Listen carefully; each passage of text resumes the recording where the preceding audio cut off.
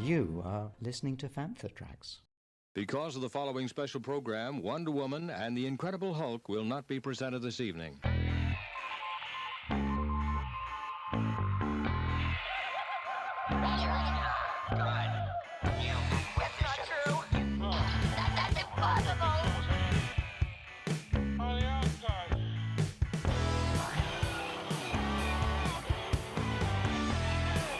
It's time to get all your Star Wars news in a single file. This is Making Tracks. Here are your hosts, Mark Newbold and Mark Mulcaster. It's not true. That's impossible. Hey, what's up, everybody? This is episode 30 of Making Tracks. My name is Mark, and with me is Mr. Mark Newbold. Mark, how you doing? I'm very good. I'm a year older than I was the last time we spoke. Well, not actually a year older. I mean, like, numerically a year. It'd be ridiculous if we'd left it a year between episodes. It'd be like a 2-hour podcast. That's very true. I think it'd be a lot longer than that, the way the news is coming out at the moment. Yeah. News, I know. Considering where we are with everything that's happening in the world, it feels like nothing should be happening, and yet loads is happening. I know. How's your week of isolation been? Has it been a week? I don't know. I don't. Is it daytime? Is it nighttime? Is it Saturday? Is it Tuesday? I don't know. We spoke before we started recording about how you need some sort of routine, and I have the loosest routine going in that I get up, I do stuff, and go to bed. But generally, there's more in between than that. It's a bit more structured. You know, we get to sort of 11:30 and we're going, what's for lunch?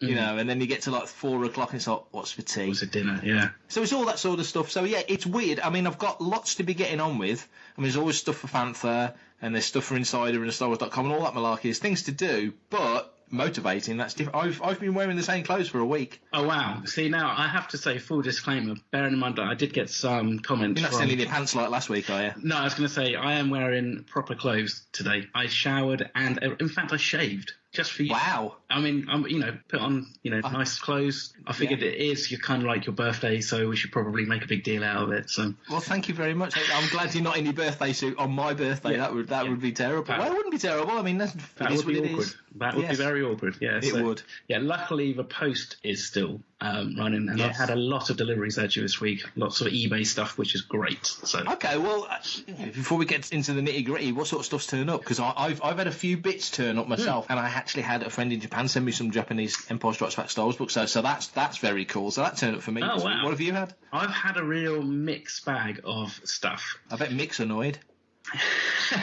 Yes, indeed. So I have I managed to secure a Raycal Mini Light Ampvox headset. Right. Which you have no idea, do you, what that is? I've heard of Raycal. Yeah, okay. So the headsets are basically the ones they used in the original trilogy underneath the X-Men helmets. Okay, so this is what we would call in the costume world a fan part. This is something that they basically just, at the time, they just said, we need a headset. That looks cool, we're going to use that. And they didn't really do any kind of modification to it other than maybe kind of cut the cables. And as you can imagine, 42 years on, these things are quite difficult to track down. But they do come up every now and again, and you have to have an eBay kind of search kind of notification. So when they do come up, you can pounce on it. So this one came from Germany, and it was in absolutely perfect condition. So all the Rebel kind of pilots and the Rebel technicians in that kind of battle room, they wear them, and actually they reused them in Moonraker as well, the James Bond films. So they actually in Aliens. So they've been around a bit. They're I think you'd know what they look like. They just look like a single mic kind of headset type thing. But yeah, so the big difference is with the X-Wing pilot helmets that we tend to buy, and including the Black Series helmet, the helmets have got the microphones kind of embedded into the actual the helmet, so they just stick down. But obviously in the films they were a separate component. I got that. I tell you what I did do, which is really naughty, and I've got to keep my voice down because. Is this sort of doghouse territory? This is a little bit. I did pull the trigger on the Hot Toys Baby Yoda. Oh, the life size Baby Yoda. So, dude, I was so tempted, proper tempted. Ooh, yeah, I'm with you. Yeah, I wouldn't shout about that one. Don't share this episode anywhere. Just you and me will listen to this one. You might be. Fine, yes. No one's going to know. Yeah. No. So, I just. I won't tell anyone. I'll unbox the little bugger when he arrives, and just that's it. Too late. As a good friend of mine says a lot, better to ask for forgiveness than permission. And I think this is one of. I didn't know you knew Boris. Well. Indeed, yeah. So that and some more vintage kind of stuff. I got a nice mint sealed 7-inch version of the Planet of the Hoojibs. I have the same. I've got Hoojibs on cassette and vinyl. Mm-hmm. I think cassette from back in the day and vinyl much more recently. And then I got an American, because the Buena Vista packaging was slightly different to the UK one. The UK one had the little rainbow on the top, but the American one had the R2 and 3PO sort of in red ink on the side. And then they did. I know I've got a 12-inch version of Droid World, but I can't honestly remember off the top of my head whether they did a 12-inch of Hoojibs. I've got a feeling they did. They probably did. Yeah, I've definitely got Droid World on 12-inch. But yeah. Oh, they're gorgeous, aren't they? They're fun, yeah. And I mean, the artwork is just beautiful. So that's now here. That came all the way from the States. So that's probably the US Buena Vista version. Well, so what did you get? They were all Empire Strikes Back. So one is the original. Actually, I've got them right here. So I would read to you what's on the covers. But I don't read Japanese. One of the Japanese posters. It's very much like the Gone with the Wind poster, but it's got the Falcon going from left to right, sort of angling up, and Lando as the sort of the lead character with Vader at the back. Interesting. So I think I'm looking. It might have it's got all the. I think this might be an original, 1980 print of the. Yeah, it's all in. I'm trying to find numbers so I can cheat, but it is literally all in Japanese. So, but anyway, obviously you read it from right to left, not left to right. But it is gorgeous. Sort of pre-special edition, they re-released all the books, and they did them with. If I remember, I think Vader was on the Star Wars cover, Stormtrooper, which is the one I've got here, was on the Empire cover, Yoda was on the Jedi cover. Yeah, so this is the Empire one, and they're much smaller. So imagine they're about the height of a paperback, but a little bit deeper, just a shade deeper. So they're a little bit bigger. So there was that one. Let's put them down, not break them. And then there's a couple of paperbacks. So there's the Empire paperback of the novel, which has got the special edition Drew Struzan cover. Cool. And this is small. This is paperback, but it's smaller than a paperback. It's much smaller. That's gorgeous. And then finally, it's the paperback version of the first. So it's actually the paperback version of the original Japanese novel. Again, it's actually it says I'm seeing SF in there, so I'm assuming it's the Japanese version of the Sci-Fi Book Club. I could be wrong. I'll look into that. But either way, it's gorgeous. And then my friend Yutaka, who you may know him, he's the head of Rebel Legion in Japan. Yes, yeah, I know Yutaka Tanaka, yeah. So he sent me these books, and then he sent me a couple of patches from the Japanese Rebel Legion and the handbills that they hand out at cinemas for the different films. He sent me handbills of, because I sort of got a little mini, I wouldn't call it a focus, but I've got a few of those from over the years. Recently got one from the original Star Wars that come through eBay, which was gorgeous. So he sent me a few of those from the more recent films. So yeah, really nice. But I've got to say that's the kind of coolest, most obscure stuff that's turned up this week. But I actually got the double vinyl of the Rise of Skywalker soundtrack. Oh, nice. Which one looks amazing, because I love vinyl just because of the layout of it and stuff, and it is a gatefold as well.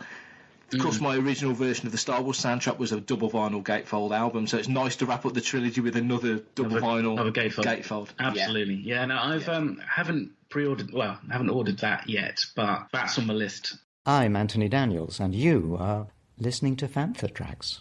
Well done. So this week's been a sad one in the Star Wars galaxy. We've lost 2 actors from the Star Wars saga. We lost 31st of March. We lost Andrew Jack, who was Major Emat in The Force Awakens and The Last Jedi, and he also voiced Moloch in Solo: A Star Wars Story. But he was known as a dialect coach, so a lot of the actors in the films and other productions through Hollywood had worked with him before. Sadly, on the 4th of April, Jay Benedict, so Jay played Deke in the deleted Tosche Station scenes of A New Hope. One of those deleted scenes, we talked about deleted scenes before, in Star Wars, and this specific deleted scene, the Tosche Station scenes, is kind of legendary, especially from back in the 90s, from Behind the Magic and all that stuff. We were fortunate enough back in 2018 to chat to Andrew at Star Wars Fan Fun Day in Burnley, and back in 2016 Matt spoke to Jay. So let's just play the audio from both of those, just a few minutes just to have a chat with 2 actors who've recently passed this week, Andrew Jack and Jay Benedict. We're here at Star Wars Fan Fun Day. Yes. It's been a lovely hot day. Yes. Have you enjoyed your time? Oh, it's been wonderful. I've experienced, this is the first one I've been able to do in UK, because I'm very fortunate and I've been working all the time, so I've had to refuse at least half a dozen invitations. I have done 2. I have a home in Australia, and I've been able to do a couple, one in Sydney and one in Brisbane. Nothing like this at all. Pandemonium, and this is so lovely, and it's family oriented, and everybody's charming, very helpful. And it's been a great day, and what a way to spend Bank Holiday Monday. That's true. So you've enjoyed the opportunity to chat with the kids and see all the stuff that's going on, because it is, like you say, it's a family-friendly event. Absolutely, yeah, and everybody's been wonderful. I'm very interested in what I do, because I'm not only Major Emmett, who became General Emmett, but I'm also the dialect coach for the whole series from the beginning, from Force Awakens right through the last 4 Star Wars movies, and that's what I do for a living. I'm a dialect coach, originally an actor, so that's what got me into dialect coaching, and now I'm in an amazing position where I've just come off Avengers Infinity War with Chris Hemsworth. I coached him for Thor, and then Thor Ragnarok, which we did in Australia, and Robert Downey Jr. I've worked with since we realised we've known each other for 25 years. We started with Chaplin, and then went to the 2 Sherlocks, a film called Restoration, and now I'm doing Dr. Dolittle with him, which I'm on tomorrow. We've got 8 o'clock call tomorrow morning, so I'm really lucky. I've done an amazing amount of really top-notch movies. It's been fantastic. I had no idea. To my shame, I should have known this. I did not know about the dialect coach. Right, that must have taken you on a heck of a journey across different films. It's been extraordinary. And the first movie I ever did, I taught at Lambda for 10 years. Once I'd not exactly abandoned acting, but I thought I would teach for a bit and learned a huge amount about what I do now as a dialect coach and how to approach people and all that. But where was I going? I was going to say my first big movie was Indiana Jones and the Last Crusade. And what a way to begin. I mean, it's fantastic. Last of the Mohicans, Chaplin, and then on and on and on until where we are now. So we're looking at, I started, I suppose, in 1987, being a professional dialect coach, and then it's gone on till now. So in terms of the new films then, if you think about it, you've probably got one of the longest standing relationships with Lucasfilm. Apart from Anthony Daniels, who has appeared in every single one, including the Solo Star Wars story. He's in that. You're going to have to look for him. Oh, we're looking forward to that.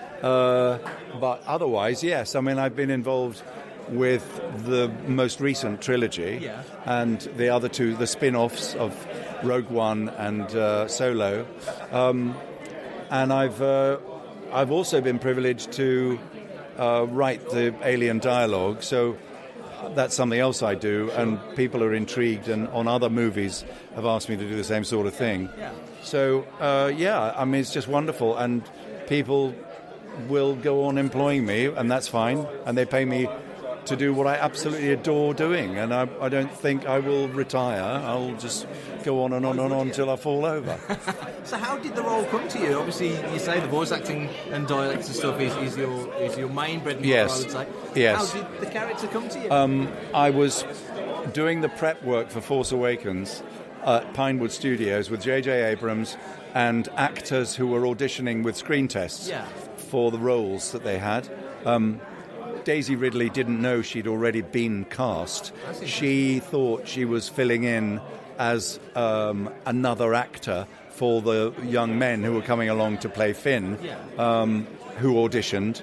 And then I ended up coaching her and John Boyega for his American. And while we were doing this, JJ, I'm really privileged to say, and I were mucking about with accents.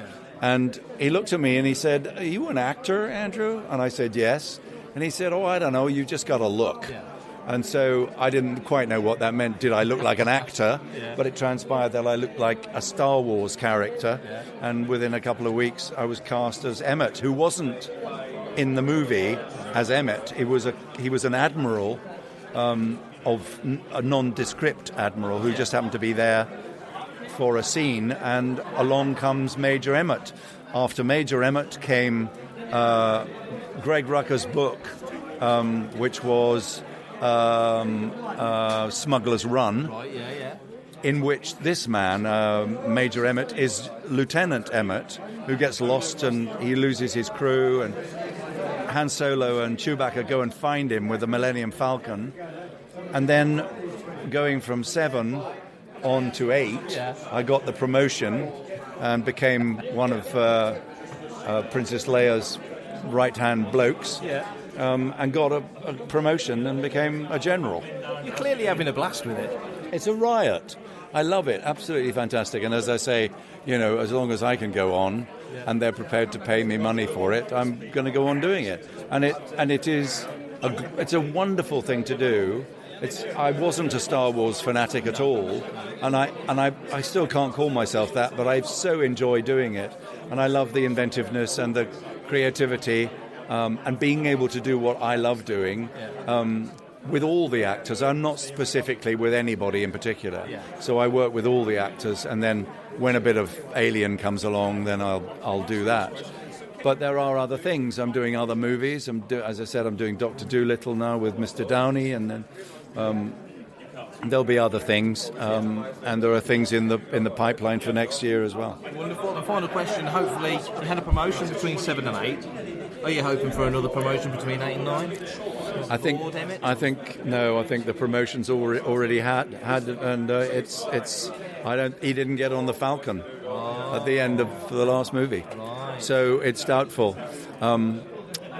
But you never know. You never know. Yeah. It's Star Wars. Yeah. That's wonderful. Thanks for your time. That's all. Thanks for that. Appreciate that. Great to talk to you. So I'm here at Showmasters Bournemouth Film and Comic Con with Jay Benedict. How are you doing? Hey, I'm doing really well. How are you doing? So a lot of people wouldn't know you, Jay, from being in Star Wars, but you actually played Deke. Yeah, I'm in a famous deleted scene. I have a whole backstory. I was raised with Luke. We went to school together, blah, blah, blah.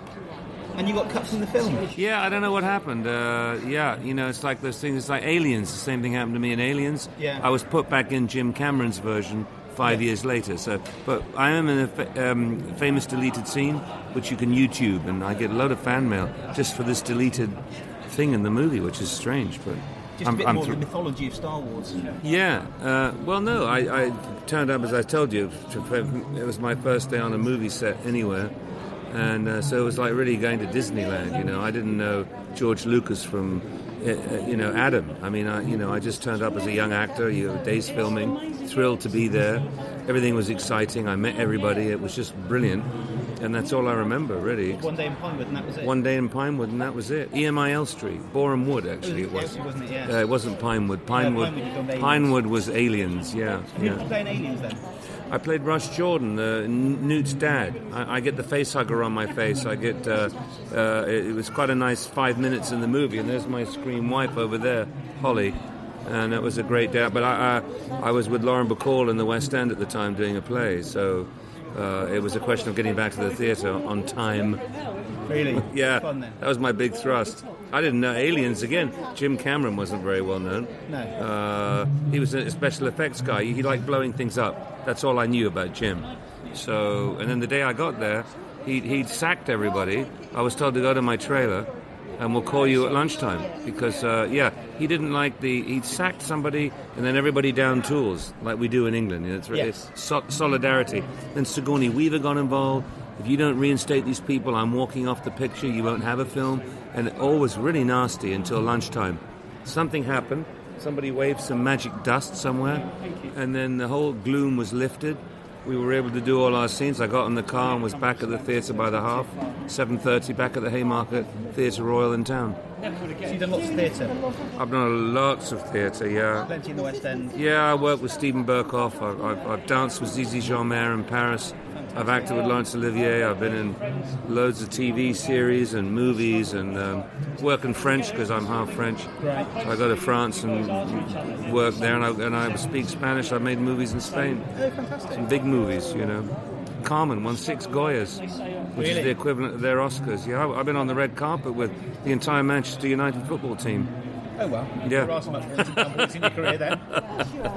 My kids were green. Oh, Dad, you walked out with David Beckham. And David Beckham was playing there at the time, and Guti and all these players. You know, I said, yeah. Shook all their hands, son. Yeah. They were green. They were green. Didn't wash it for a week. So thanks for your time. Well, you're welcome. Hello, this is Sam Whitwer, and you are listening to Fantha Tracks. Disney Plus obviously dropped Chapter 4 of The Mandalorian this week, which is called Sanctuary. Obviously, this came out at the end of November in the US, but just been released over here in the UK. What did you think of it, like, originally, and did you get a chance to see it since it's been up on the UK service? I've not watched it on Disney Plus UK yet. I did watch it, again, we've said this before, no idea how I saw it. It's one of those fever dream things. I think I maybe imagined I'd seen it, and just by fate and fortune, what I imagined was exactly what happened. Uncanny. It's weird, isn't it? But yeah, and we did, and just to full disclosure, that we did actually post reviews of all 8 episodes of Mandalorian on the site prior to it coming to Disney Plus in the UK, but we are rolling them out again, so we'll put it in the show notes. We've actually linked to the first 4 reviews of the first 4 episodes and our guides that Sander Delange does for us on the site as well. I really enjoyed it. It was such a change of pace.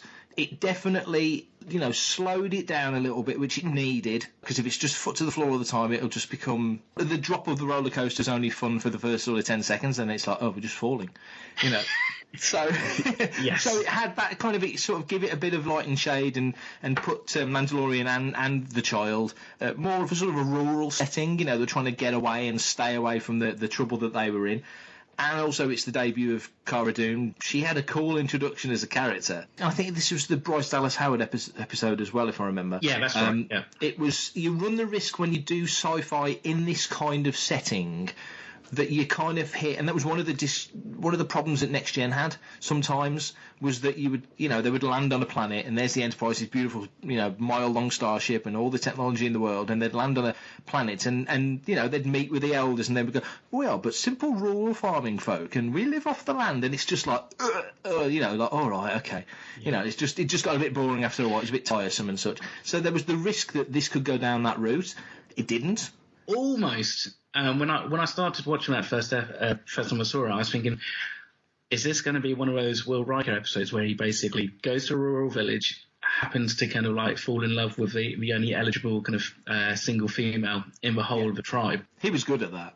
He was good at that. But as you said, it does develop. There are some nice kind of action set pieces in this, I think. Yeah, the action was really good. I mean, there's the one character whose name has dropped out of my head. It will come back to me in a minute. But she clearly has more of a history than you know, because she's the one that can handle the gun, and she's pretty clued up. She's got stuff that she knows that the Mandalorian kind of has a connection with, a neat little connection with. And you get the sense that he's thinking, is this somewhere that I could just take the foot off the pedal? Could the kid be safe here?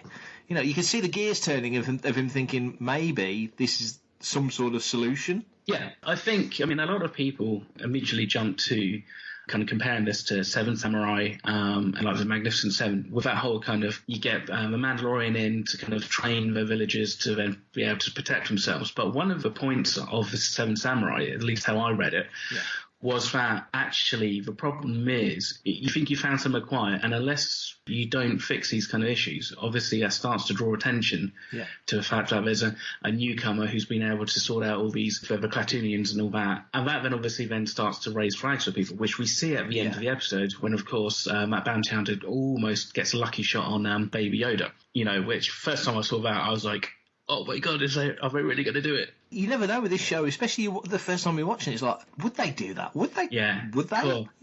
It would be ballsy, but that's the thing, is I think it also, at the end of that episode, I was thinking, actually, what can they do with the child and with the Mandalorian? Because it's like, at some point, you feel like there's only so much road that they can really have with him just protecting the child. It either needs to be a handoff, or there needs to be some kind of definitive kind of standoff, which we kind of get near the end of the series, but even that's still kind of left quite open. Yeah, it is. I like all that you say there. That makes a lot of sense. If he had have protected the child and left the child there thinking they've got rid of all the bad guys, he never get rid of all the bad guys. It's almost like Cancer Club are like, where are the Decane boys gone? Oh, last time we saw them, they were on that planet. Oh, let's go and check it out, because they're our main competition and we need to know what they're doing. And then they turn up and go, what's this little green Yoda thing doing? It's the butterfly effect, isn't it? But it was neatly done. I mean, looking back to my review, I mentioned it reminded me a little bit of Star Trek Insurrection, that sort of living in the village sort of township feel. Also, Marauders turning up, that's very sort of Battle for Endor, and you see a Tuca in there, which was kind of cool from the Rebels cartoon and Clone Wars and such. The design of the place is gorgeous. It was a nice change of pace, so that when action things happen, like Cara and Mando having their first encounter, sort of cancelling each other out to a large degree, which was really cool. It elevated it, whereas if that had happened in a action heavy episode, you might have gone, you know what I mean? It gave it more weight. So I thought it was a really good episode, given that it was so different. Because it was so different, it really stood out as being something a bit special. Exactly. It's like you said, it's that breathing point that everybody needs. And also there's those kind of character moments where you have the chance to kind of explore a little bit more about actually what it's like being a Mandalorian, and actually how other people who aren't used to that kind of way of life would perceive them, about the whole notion of, not being able to take the helmet off and stuff like that, which by the end of the episode, Omera, she's saying, oh, I've left some food in the hut, rather than obviously offering it to him in public. She knows that he's not going to take his helmet off, really. And then obviously you do get that right at the end where she almost gets to kind of like get her hands on the helmet and lift it off, but he kind of stops her. I mean, obviously he's seriously considering, could I stay here? There's also that thing about, when people who have lived such a heavily actioned kind of life, then going into somewhere where it's very quiet and very mundane, shall we say, will they get restless? A character who's had all that adventure, probably quite difficult sometimes to just be able to just walk away from it all. Well, it's the old wrestlers thing, isn't it? A lot of wrestlers find it hard to retire. A lot of those guys will carry on until they literally can't. The adrenaline rush of walking out to a crowd with the music playing, it's too much. And it's kind of a similar comparison to, especially to an underworld character like Mando, who's like goes from job to job to job to job, and he's talking to Greef Karga, and Greef's like offering him all these pucks, and he's got his pick of the jobs, and you kind of think if he could. There's probably some guild code that means he can't, but if he could, he'd probably go, I'll take them all. Give me a week. I'll do it. And he'd go and do the whole lot. It's like the Mandalorian's like, okay, I've stumbled across this kid. Why do I feel connected? Why do I feel an obligation? Well, we know now from all the flashbacks, it's because he's a fan child as well. You've seen the flashbacks in the early episodes of Mando was an orphan, and this kid's like an orphan. So you can see why there's the connection there. But yeah, this was a nice episode. I did enjoy it. Hi, this is Dave Chapman, and you're listening to Fantha Tracks. I think it's nice for those people who, no matter where you are, to just go back and just rewatch these episodes, and it's great that we can do that. When they first came out and I was lucky enough to see them, I only watched them once because I wanted to make a point of saying I need to see them because I'm going to be talking about them, and I also want to listen to all the podcasts that will be talking about it, but at the same time kind of got to respect the fact that we're not getting this until March. We are very close. I mean, same with Clone Wars. I think from next week, I think we're all back on the same page now, because I think America's shown episode 7 this week. We've just shown episode 6 on Disney Plus UK. So I think next week America will have episode 8, and the UK and Europe will have 7 and 8, if that makes sense. Yeah. And from there on in, we'll have one episode a week to 9, 10, 11, and the finale. I think from what I've heard, that the finale episode of Clone Wars comes out on the Friday. I think the Monday's May the 4th, so I think they're releasing the final episode on the Monday, so it's on May the 4th. Oh, that's cool. Yeah, that makes sense. If that happens, that would be really neat, and then everyone together talk about that one and get on that one. One quick thing before we step away from looking back at this episode, we never mentioned the AT-ST Raider. The AT-ST was awesome. You literally couldn't make that look scarier, even if you tried it. It just worked really well. The ports being all red and glowy, and also that discombobulated kind of movement that the Chicken Walker has. Yes. The way it was shot, it was very much a bit of a nod to Jurassic Park and all that, don't you think? Yeah. Completely. And I'm glad you called it Chicken Walker. I've always called it... I used to get told off for calling it a Chicken Walker. I've always called it a Chicken Walker. Totally. The red eyes was kind of reminiscent to a degree of the AT-M6 from Last Jedi, having the red, sort of the Cylon sort of red eye thing, which was cool. And yeah, it moved slightly differently. It was almost like it was being piloted by a guy that didn't quite know how to pilot it, so it had that slightly more jerky,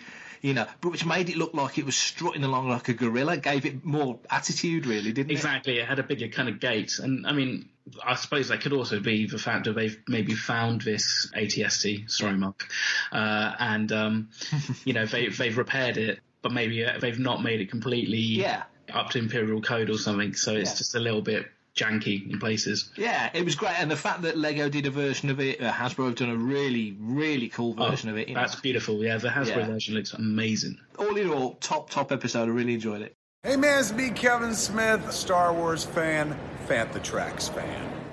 You've had a chance this week to catch up with Mark Von Ohlen from Authentics from Tops, haven't you? Mark's an easy guy to talk to, and he knows his stuff inside out. He dropped me a line because, one, we hadn't talked for a while, so it was always good to catch up and talk about this stuff. Two, they've got loads and loads of stuff coming, as you'll hear. We spoke for quite a long time, so in this episode you'll hear part one, where we talk about what's coming from Star Wars Authentics, and then next week you'll hear part two, which is him talking about what's coming from Tops. Total Season 7, everyone's going nuts about it. It's going down gangbusters on Disney+. The UK and Europe's just started to get it as well. You guys have been releasing images from Season 7 every Monday. Can you tell us a little bit about that and how it's progressing? Yeah, this is really exciting. I mean, I kind of can't believe it's really happening. The final season of the Clone Wars, it's been a blast to watch so far. We're at the halfway point. And we're really lucky that as the licensee for photos and for autographs, we're allowed to release photos after every episode. So the episodes are airing in America every Friday, and I know there's like a slight delay over in Europe. But we have photos coming out that Monday right after the episode airs. And it's a small selection. It's about a dozen images, but it's featuring the main characters from the show. So we've got some great pictures from the first 4 episodes, the Bad Batch arc, of Anakin, and all the different Bad Batch clones. And there's a variety of them, all very different looking, which is exciting. All voiced by D. Bradley Baker. Amazing. And now we're in the middle of Ahsoka's arc, her walkabout, along with the new sisters that she met. So we've got some cool images of Ahsoka and her 2 new friends as they're heading off to Kessel to meet the Pike Syndicate, which is great. So some cool new interesting character models there. So those photos all came up this past Monday, and then episode 7 airs this Friday, and we'll have images from that on Monday as well. And we'll keep doing this up until the finale with Siege of Mandalore, which I am counting down toward.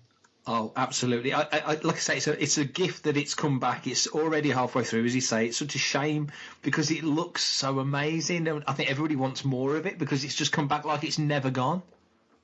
Yeah, didn't that first episode almost feel a little jarring where it's like, oh God, it's back, we're on, like this is happening. Yeah. There wasn't like, hey, previously 10 years ago on Clone Wars, by the way, remember what happened? They just assumed that we were watching. And to be fair, like the internet was aflutter with everyone doing their rewatches. Yeah. And in varieties of ways too, like there's a chronological rewatch, which I will say this again. I say this on a variety of podcasts. Watch things in production order. Like that's the best way to absorb content because things build. But a chronological rewatch of Clone Wars is really interesting because you can see how disastrous the chronology is when it comes to the way the show is built. But also just like how stories interact, like sort of intersect with each other. Because we get an arc that tells a whole story, but it takes place over a certain amount of time, and you don't realize that it's not 100% linear. So the chronological rewatch of Clone Wars was happening all over Twitter, on the major fan sites, and I think a lot of people were just ready to dive right in, and then, boy, did we just dive right in. It was like all of a sudden, there we were. There's Anakin. There's the Bad Batch. Here we go. Oh, it's been wonderful. I've so enjoyed it. I used to love the show back in the day, and I think I probably appreciate it more now it's come back in a weird way. It's just been so much fun. Yeah, and the animation's gorgeous. I really wish, given like it looks expensive, right? Yeah. It looks like they put real time and money and effort and love into this. Yeah. I really wish they were doing a slightly longer season. We were sort of waxing poetic last week on another podcast about they really should have done Son of Dathomir. They really should have done Dark Disciple. And then it turns into like, wow, we could have a whole other season. Oh man, why can't they just continue the show? So look, they've called it the final season, but like, I think this is a hit, and I wouldn't be surprised if something new happened after it. Yeah, totally agree. When Revenge of the Sith came out, the circle was complete, and here we are with 7, 8, and 9. So never say never. Yeah, exactly. It's never over. It's Star Wars. I'll outlive all of us. Totally. Absolutely right. And talking about episode 9, you guys are still, thankfully, because it's so cool to see, still releasing images. Now it's on home video as well and digital. Rise of Skywalker. How many images are out there in total now? You've got quite a significant number now.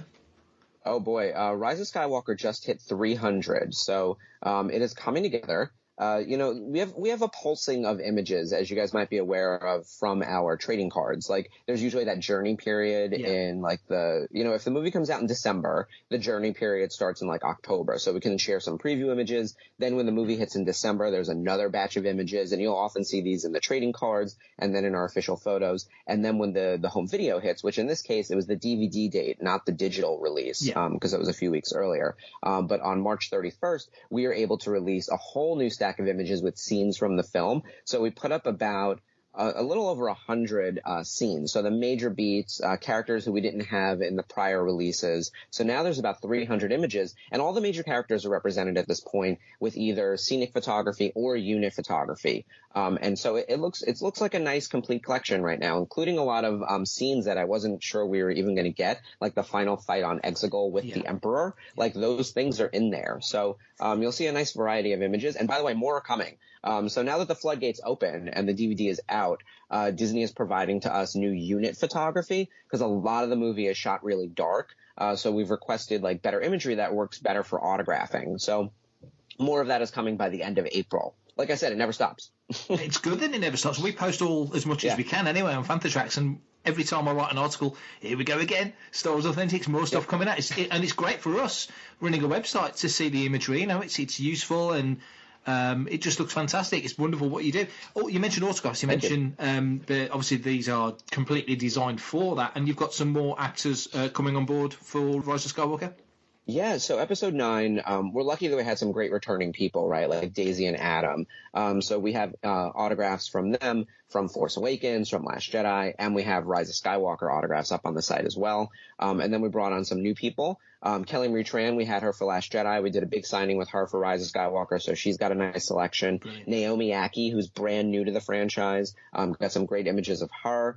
And then Dominic Monaghan, who I think most people know from, like, Lord of the Rings or Lost. We've got autographs from him as well. And then we've also got Brian Herring and Dave Chapman, and we're going to continue to expand out this list. So right now we've got a good representation and more coming. Mandalorian. Everyone's gone nuts about season 1 Mandalorian. Everyone's eager as anything for season 2. All the wonderful rumours flying around, as they always do in Star Wars, about who's going to be taking part and who's going to be involved. I read you've got about 500 images from Mandalorian season 1 out there already. What else is to come from Mandalorian? I know, right? 500 images is crazy, guys. Yeah. Like, this is 8 episodes of a TV show, and there are more images of The Mandalorian than anything else we have up on the site. It's kind of amazing. And one of the reasons we were able to do that is that Disney was a really great partner on The Mandalorian. They were ready to make this show a hit in every way possible. So they got us images each week. So we were releasing like a dozen images right after each episode aired, kind of like what we're doing with the Clone Wars. So, the episodes were airing on Friday. We put up the new images the following week. After that first batch of like a dozen images times 8, so about 100 images, and then some promo images and stuff like that, we got access to the entire vault from the show. And we're able to pick like another 30 to 40 images from each episode that really filled in like the different scenes that we're missing, as well as all the characters. So now I think every character that's been on screen in The Mandalorian has a photo, which is great. And all the major scenes are in there, other than like the very spoiler ending. And you know what I'm talking about with Giancarlo. Yes. So, we were very lucky that like Disney gave us access to all of that, and we were able to get it up on the site like pretty quickly after the show ended. Like the final episode was in the end of December, and we have now we're now in March, but those Mando images were up on the site by February, the big stack, and now we're getting unit photography on top of that. So we're going to have over 500 images by the end of April. I'm really looking forward to seeing those unit photography pictures, because there's been a lot of exploration about the whole the visual effects, the way that they're done in the new show, which just looks phenomenal. So to see unit photography stuff is going to be really interesting. Oh, they are gorgeous and shiny and bright is the most important part of that, because The Mandalorian is shot very dark. Yeah. And part of it is that I think they actually like layer on extra levels of darkness to give the show that sort of like creepy vibe, especially in episode 6 with the prison break. Like, it's like a horror movie, that episode. Yeah. So, We've got some nice, really, like you can actually see like the shine on his armor, which I think is missing from some of the images that we currently have because those are pulled from scenes. So I think everything up on the site right now from The Mandalorian is either a scene or a trailer grab or the promotional photography that they did. Yeah. Like we have some that kind of look like posters, but like the ones that we're going to be adding to the site in a couple weeks should be all unit photography and like bright and very you can tell like it's not from a frame. And more autographs coming as well. Yes. So we've got a good selection so far. Gina Carano, Nick Nolte, Giancarlo Esposito, Werner Herzog, who saw that one coming, and Omid, I know, right? And Omid Abtahi. Those were our first 5. And I believe Werner was first, followed by Omid. We got them up on the site sort of when the show was first airing and then continued to expand the list. So those 5 actors all have autographs up on the site right now. And then there are more coming. I can't make any promises yet, but I will say we're doing a send-in right now with Nick Nolte. So if you guys are familiar with Star Wars Autograph Universe, they've been a great partner with us. They're a huge collecting fan site. They really know their stuff. They are partnering with us on a send-in, so you can send them your like posters or whatever else you might want Nick Nolte to sign, and we're organizing a private signing with him. It's still scheduled for May, so as of right now, we're still on for May to do that signing. As you can hear there, Mark, chatty, happy, garrulous guy, likes talking about Star Wars and all sorts of stuff. We went through all the Star Wars Authentics products there. Like I say, next week we'll talk about Topps trading cards. But in relation to what we just spoke about, Authentics, obviously he says there's, they've already got about 450 images from the Clone Wars. There's stuff coming from every week now, season 7 episodes, so they're rolling those out every Monday. One thing that really struck me as being quite unique and interesting is they're going to release unit photography from The Mandalorian. So they've already got 500 images from Mandalorian out there already, which is incredible when you think there's only 8 episodes. It's a heck of a lot, isn't it? All that stuff from on set, but of course, like Mark said, sometimes it can be a bit darker, because of the way they film it. It could be better in terms of seeing these designs and seeing these characters. What do you think of the opportunity to get your hands on this unit photography? I think unit photography is going to be really quite helpful for, I think, those who are doing, cosplay and costuming, just because there's going to be kind of like a fairly neutral lighting. And obviously we know that if you've got a set that's been lit in a certain way, that can actually affect how the costume colours react to the lighting. And so sometimes it's very difficult to actually know exactly what colour something is. And so having these kind of like these unit photography photos should, in theory, be able to give people a really nice, clear opportunity to kind of look at the costumes and use them as references. I can imagine that, especially if I was working on the Mandalorian costume, which maybe I am, maybe I'm not. I'm quite tempted to actually, order the Mandalorian photos. I mean, I'll just have them up in my workshop, just stuck up as an actual piece of reference that I can kind of refer back to. Like I said, the cinematography of the Mandalorian is pretty dark, and so therefore it is quite hard to kind of like actually make out details, and especially stitching. If when you start getting into the soft costumes where stitching hems are and all that kind of stuff, which actually doesn't really matter, but sometimes it really can do. It can really kind of sell the costume and make it look that much more kind of like authentic and screen accurate. That's a really interesting point, and I wonder whether or not Topps, and specifically Authentics, have even considered that, the thought that this gives cosplayers and costumers an extra insight into these outfits, costumes, armours and all that stuff, because it, like you've just laid out there, given what you do with the Legion, that sounds like really useful content for you to grab. It really is, and also it's having seen some of these images up close, these are really nice quality prints, so they're worth the money. I think also it saves us having to go through and try and find a screenshot, because I see it sometimes on the forums, people are literally just having to queue up a scene in Disney Plus, so you press play and try and hit pause and try and get the right angle, because sometimes you don't always see equal amounts of a character's costume from all angles. There's some characters in like Rogue One, you never see the left-hand side of like their costume. Wow. And that's just obviously just how the framing is, and there's nothing you can do about that, and then you have to sometimes extrapolate what's potentially could be there or not there. If it's just a quick fleeting second, it's really difficult to try and nail that stuff. So any kind of extra licensed references that we can get, the better, really. Well, speaking of that, there's scenic photography from Rise of Skywalker coming this week, more coming next week, and they've also got Unity photography from Rise as well. So similarly, that's going to help you guys. They've also got photos from Star Wars Jedi Fallen Order coming later this month. Head over to Fantha Tracks. We've got an article up collating what's coming from Authentics and from Tops. So go and have a look, and stay tuned because they've got stuff coming out every Monday. And for the time being, we've got new episodes of Making Tracks coming out every Tuesday. Talk about this more next week, and we'll talk about Tops as well. Hi, this is Gareth Edwards, director of the best standalone Star Wars film since Caravan of Courage, called Rogue One. You're listening to Panther Tracks. Enjoy. Last week, Mark, you did a call to action out to the listeners to send in some questions, because obviously we're now doing a weekly show for the time being to try and lift everybody's spirits a little bit and give me and you something to do when we're not working. This is true. So did we get any emails? Did anybody listen and reply? Yeah. We did. We had a few emails come in. We didn't have a crazy amount because it's the first time we've done it, but we did have a few emails come in, and I've picked one because the one guy asked 2 questions in one email that was the most asked question by everybody. So it was Christian Horsfield, dropped us an email. I'll read out his email so you get a full sense of who Christian is and what he's all about. So he says, "Hi guys, thanks for your increasing output to help provide a distraction during these difficult times. I've got a couple of questions and I'd love to know your thoughts. Question 1. Given that it looked like the plan was to alternate Star Wars Celebration with D23 and the increasing likelihood that Celebration in August will be cancelled, do you think Star Wars Celebration will be rescheduled to next year or abandoned altogether? Are you hopeful it will go ahead?" What are your thoughts on that at the moment? Well, I think the problem is that we're in that time where we don't really know what's going on. At the moment, from what I understand, Celebration is still planning to go ahead. There's been no official kind of confirmation that it's been cancelled, so we have to run under the assumption that it is still going ahead. Yeah. I kind of think that what would be kind of telling will be when San Diego Comic-Con, if they announce whether or not the convention is still going to go ahead or not, because that's obviously a really big deal, and I think that's only a few weeks before, so that might give us an idea. I mean, obviously, out in the US, the different states are managing the coronavirus slightly differently, and also different states have been impacted, more or worse than others.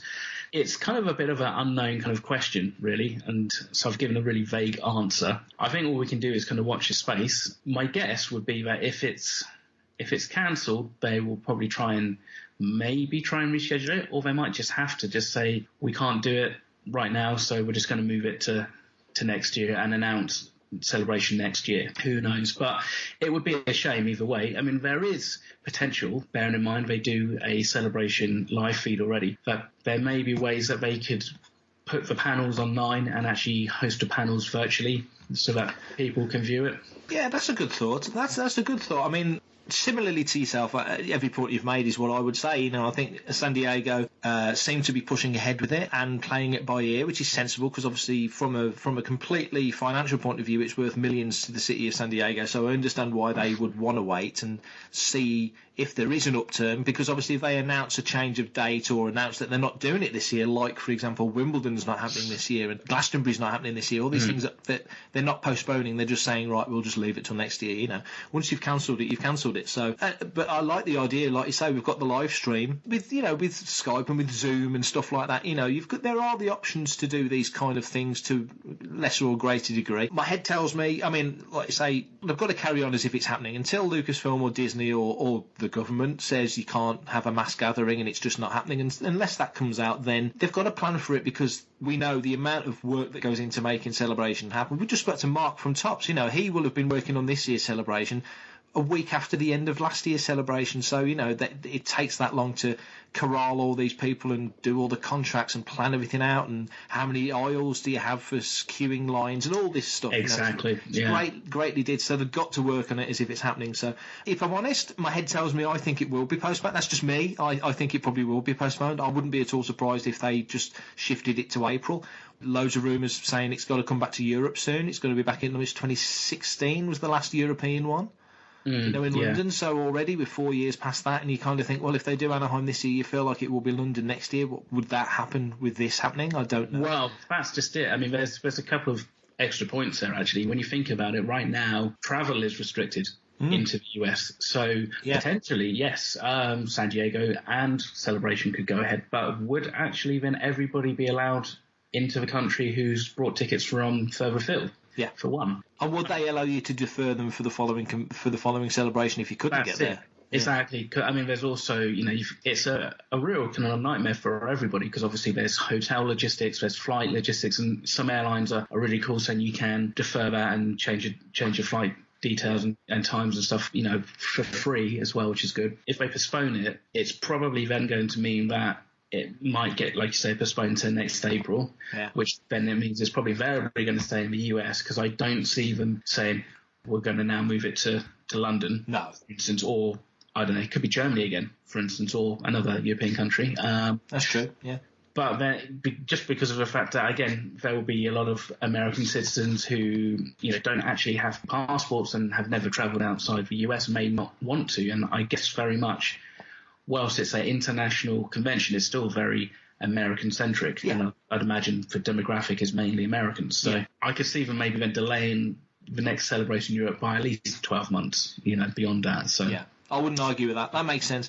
And like I say, I mean, just looking to this year, Rancho Obi-Wan Gala in June, New York Comic Con October, New York Tour Fair next February. You start to think Empire Con in December. You start thinking about all these big events that you would consider going to. As it stands right now, given that, for example, we've just spoke to Mark from Tops in New York. New York is kind of the epicenter of all this at the moment, and they're getting on top of it. The worst is yet to come as we speak, sadly. So, you kind of wonder, would I even want to go there? It sounds ridiculous to say that. Yeah, no, I mean, at the moment, even just wandering down to your local supermarket seems to have a slightly different appeal to some people, which is understandable. My next door neighbour, for instance, is one of, and I won't say his name or the exact position he's in, but he's really quite high up in the planning kind of stages for the Nightingale Hospital, which has been hosted at the London XL Centre. He was there on day one when it was just a completely open shell, just nothing in there. And obviously I spoke to him yesterday whilst he was washing his car, and he said obviously it's now they're literally ready to go. The problem is that whilst it's taken 9 days to build this, which is an immense feat for I think everybody concerned. Incredible. He said don't expect to be able to have a convention at the XL this year, because when they start to close it down, it will be closed down in sections and in wards, and so it will take longer to kind of close it down. From the UK perspective, it sounds like they're expecting the peak to be sometime next month. Yeah. So if America is slightly behind us in the development stage, then it's going to be June. So optimistically, you could think maybe August it could be clear, but it's like what state is the world economy going to be in, and will people be able to afford to travel? Yeah, that's a really good point, because obviously now at the moment you're not earning, you're reduced pay or whatever, you're taking mortgage holidays. We're not in such a bad position, but to think of saving up right now for Celebration in August and New York in October, it's like, ain't going to happen. There is that financial knock-on effect. I've got quite a few friends who work in film and TV production, and obviously they've been told everything's on standstill till September, and that's they're not getting paid for that period of time. It's tough. Like you, I'm kind of lucky. I've been able to do a few days work. Admittedly, I did work on a coronavirus documentary on Tuesday, which was a little bit surreal, but I'll bet, yeah. But at the same time, I'm lucky that I still had that ability, whereas other people who are working at the knife edge of production have just been told, don't call us, we'll call you. Yeah. Well, on that subject of film production, the second part of Christian's question, how will coronavirus affect the planned release of a Star Wars movie in 2022? Do you think this is still a date Lucasfilm are working towards? I mean, they've pushed Indiana Jones back 12 months. They've announced that now. That's coming out in the following year, so that's 2022 now, which kind of puts it in the same ballpark as this Star Wars film. All the Marvel stuff's shifted back Black Widow's now November, so all the Marvel schedule has moved back by sort of 6 to 9 months. Everything's right up to 2022 with Thor Love and Thunder has all moved back. Black Widow was basically good to go, wasn't it, pretty much? It was. Oh, it's in the can, It was in the can. It's like when you Bond film, that was good to go. They've moved that back just to try and preempt the fact that they knew some of the cinemas would probably end up closing. And so there are some film studios, I think NBC Universal, they've releasing some of their films, some maybe not necessarily tentpole films, but the smaller films they've come directly onto Sky, so you can see them when they should have been released. All the Disney and Marvel stuff, that's just everything's just kind of like knocked back by 6 months or so. So I suppose in some respects that's good. They thought that through. Obviously, the further away from the actual kind of like release date we get, does that mean actually at some point maybe with Star Wars we're going to either say, no, we're going to stick to that December 2022 deadline and then try and cram all up. It makes you wonder. One of the things about Kenobi was that they put pause on Kenobi because they wanted to get the scripts right, because I think they understand that one of the criticisms has been not just from a public perception of they had Josh Trank in, then they got rid of Josh Trank, then they get Gareth Edwards in to do Rogue One, then they have to do reshoots to Tony Gilroy, then they get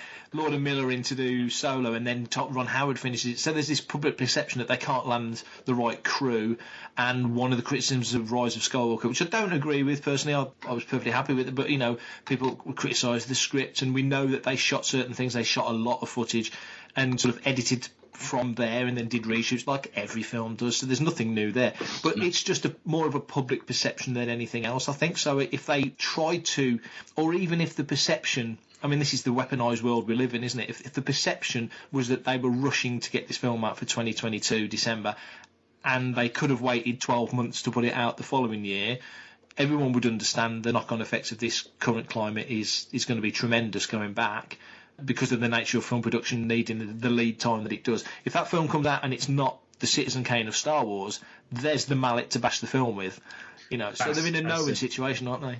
I think so. I mean, I guess when Lucasfilm was owned by one man, he can just turn around and say, you know what, we need to push this back 6 months or a year because of the virus. Disney being Disney and having to answer to shareholders and stuff, that could obviously have an effect. I mean, I suppose the difference between a streaming service is that it's probably not necessarily as important if a series drops in July or November.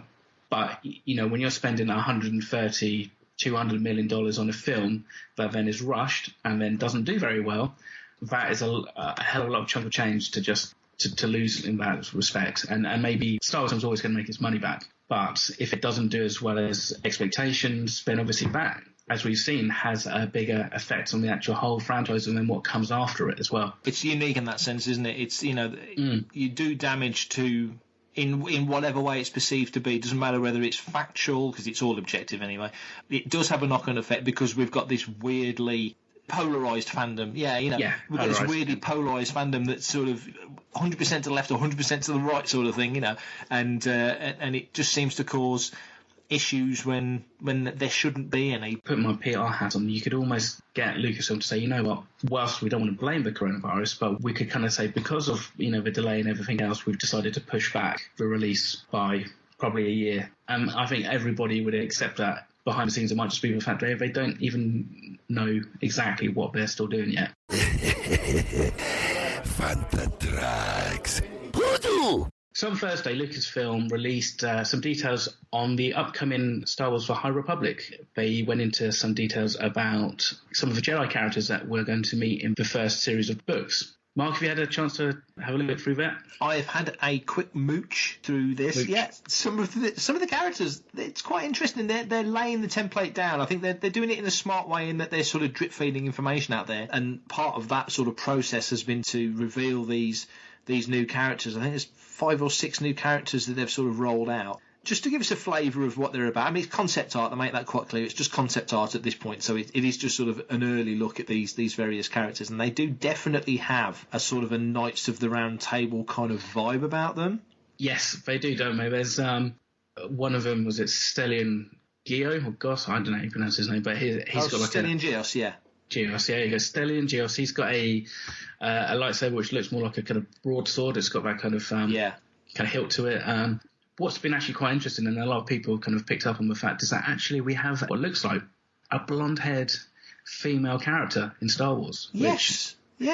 That's not Winter. Yeah, I know. People have really got. I mean, it makes me smile. I mean that's been a real criticism of the newer films, is that you can only cast brunette British actresses, and I suppose you go back to 2011 and they cast Hayley Atwell as Agent Carter in Captain America, which same thing.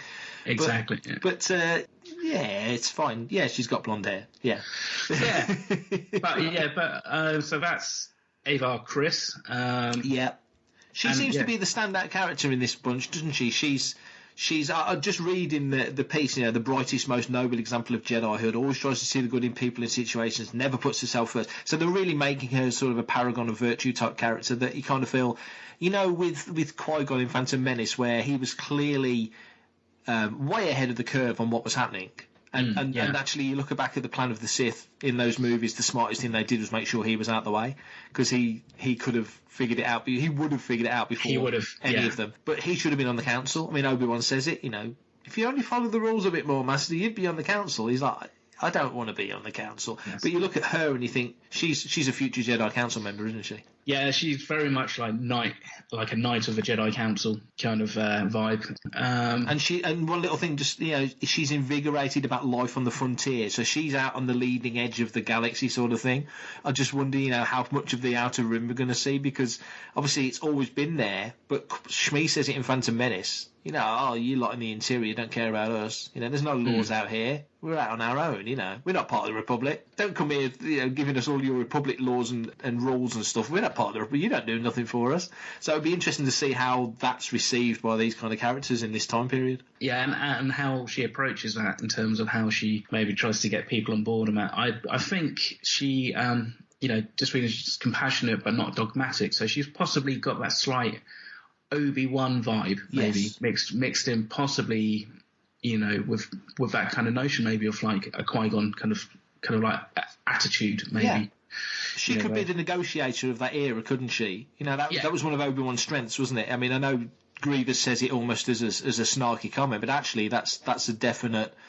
They would much rather go in there and talk people down, than have to pull the sabers out and fight it out, negotiate rather than aggressive negotiations like, Anakin says in episode 2.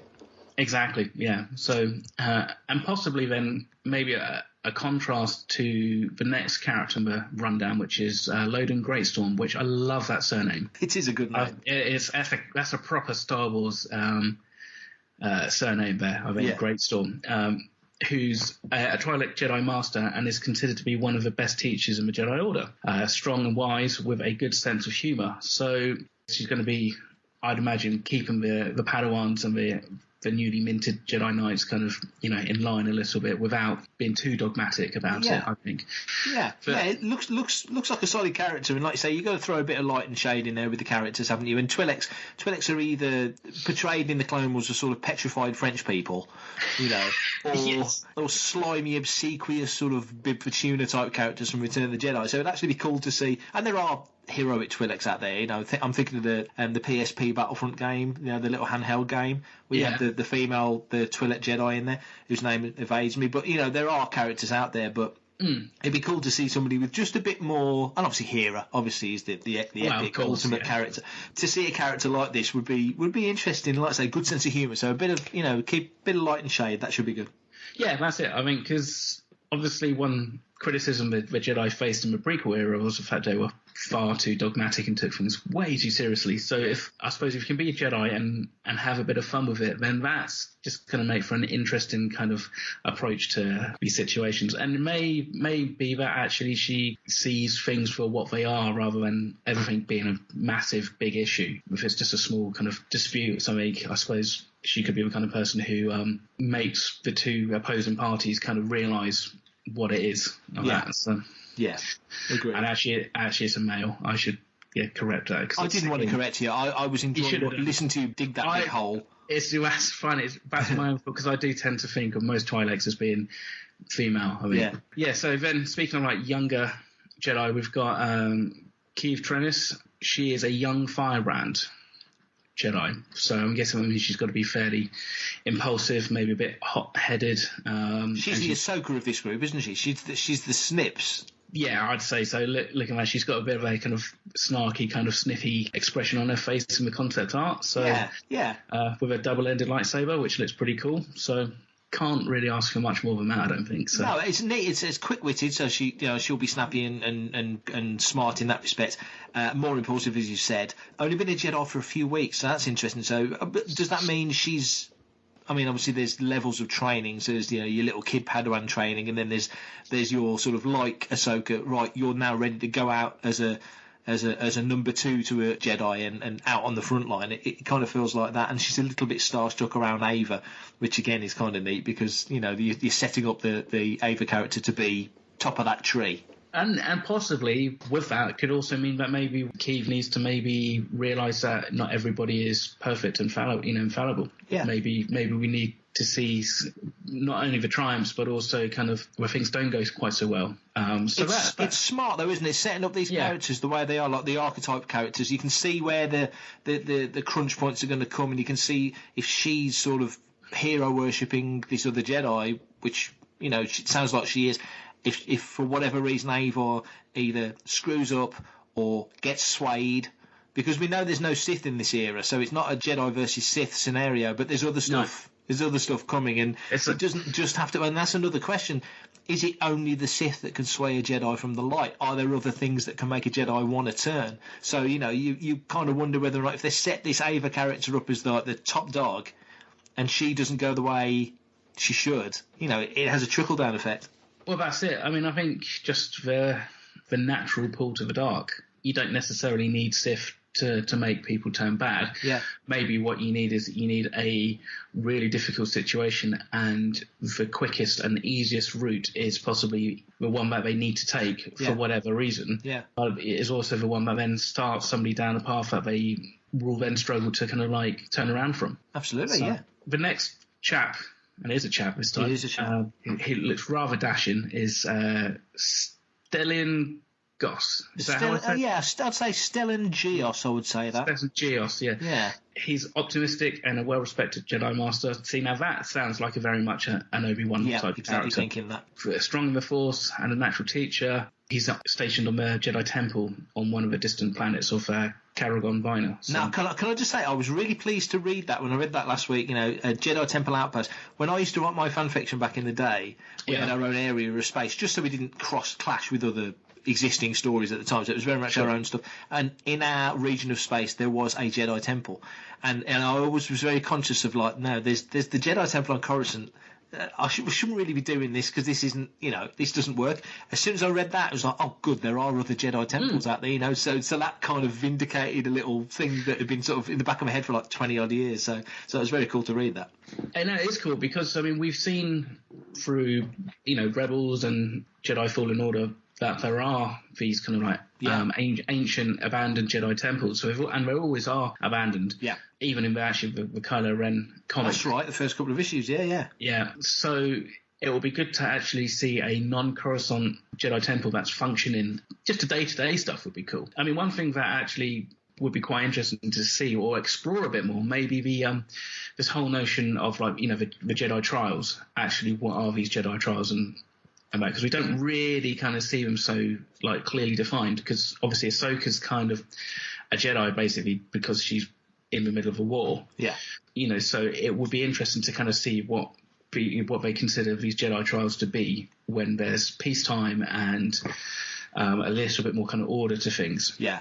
And it may be that's how, again, we've got Venestra Vern Rowe, who is a newly minted Jedi Knight. Maybe actually we see that, or maybe we see a flashback and we understand actually what she had to go through to become a Jedi Knight, which would be quite interesting. And it says, just stepping onto her, at 16 she's one of the youngest knights in a generation but struggles to fit in with the adults, but also serves a good example to the kids. So she's a neat sort of halfway point between the training levels of where they have to go. You've stepped beyond the kids. It's like leaving. It's like leaving fifth form and going into sixth form sort of thing. It's like, I don't have to wear my uniform now. I can call the teachers by the first name. It's that sort of area of where she is in her development. So it's a good design as well. So she's a cool looking character.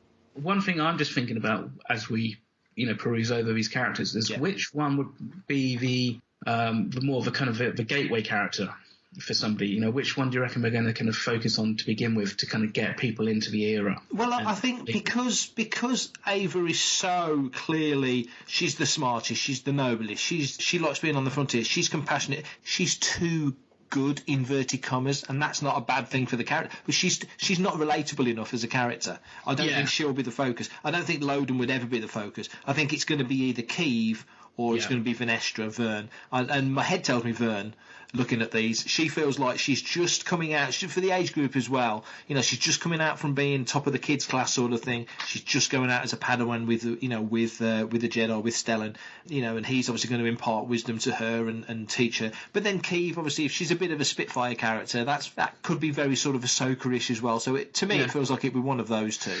Yeah, I mean, I suppose it also depends on the skewing of a novel. I suppose a YA novel may likely to be more likely to be Vern, and then maybe the more adult novel could be Keeve, for instance, because there's slightly different age groups and that. So I suppose it depends on the actual medium of the story as well as being kind of like pitched at. Yeah, but it's interesting. The good-looking bunch of characters. It's setting up the, you know, like I say, just drip feeding us enough. Just keep us interested before the first wave of books come out later in the year, and hopefully we'll see a bit more on StarWars.com. They're really pushing it at the moment over there with content, because obviously they know we're all sitting at home trying to find things to do, so very, very smartly.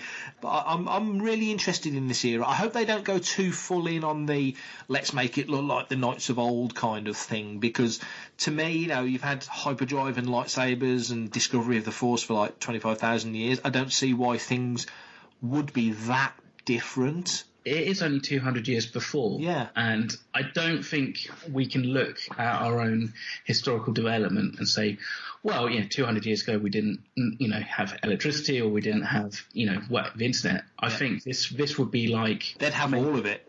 Yeah, exactly. I mean, they, like I said, they've got fast and light travel. They've got lightsabers and stuff like that. So it should be... It'd be more aesthetic than anything else, I would say. Yeah, exactly. Like fashion is fashion, isn't it? So fashions change, Yeah, exactly. Fashion changes, and that's something that could definitely be something to kind of focus on. I mean, and if you look at some of the costumes, they have got, like you said, like more classical knight kind of medieval kind of tone about them, but they all still feel Jedi. They've still got that kind of aesthetic about them. Definitely. So it's exciting times. So we've reached the end of episode 30 of Making Tracks, another stellar star-studded episode of the show. If you want to stay part of the action and update on all the Star Wars news, check out Fantatrax app for the App Store on your mobile device. You can reach us via email at radio@fantatrax.com. Comment, like and share any of our social media feeds at Fantatrax, and be sure to subscribe, leave a review, but please make it a good one, 5 stars preferably, on Apple Podcasts, Google Podcasts, Spotify, or your podcatcher or smart speaker of choice. And how are we going to finish off the episode today? Okay. You had a wonderful idea. Please Harvest, they've just recorded a version of the Mandalorian theme, so we figured we will leave you guys with that for this week. Stay safe and look forward to speaking to you all soon.